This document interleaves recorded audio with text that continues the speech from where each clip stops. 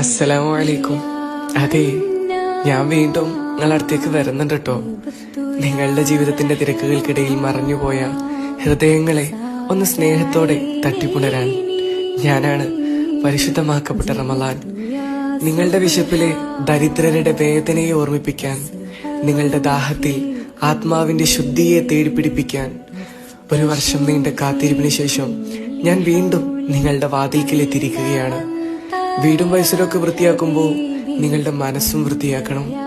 വേദനിപ്പിച്ചവരോടും കുറ്റം പറഞ്ഞവരോടും ക്ഷമ ചോദിക്കണം. കുറച്ച് ദിവസങ്ങൾ മാത്രം ഞാൻ നിങ്ങളുടെ കൂടെ ഉണ്ടാകും. പക്ഷേ ആ ദിവസങ്ങൾ മതിയാവും നിങ്ങളുടെ ജീവിതം മാറ്റാൻ.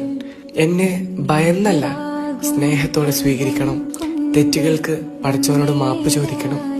മറന്നുപോയ ബന്ധങ്ങളെ ചേർത്ത് പിടിക്കണം. ഒരാളുടെ കണ്ണീരൊപ്പാൻ കൂടെ നിൽക്കണം. രാത്രികളുടെ നിശബ്ദതയിൽ നിങ്ങളുടെ പ്രാർത്ഥനകൾ ഞാൻ കേൾക്കും. നിങ്ങളുടെ ചെറിയ നല്ല പ്രവൃത്തികൾക്ക് പോലും ഞാൻ കൂടുതൽ പ്രതിഫലം നൽകും.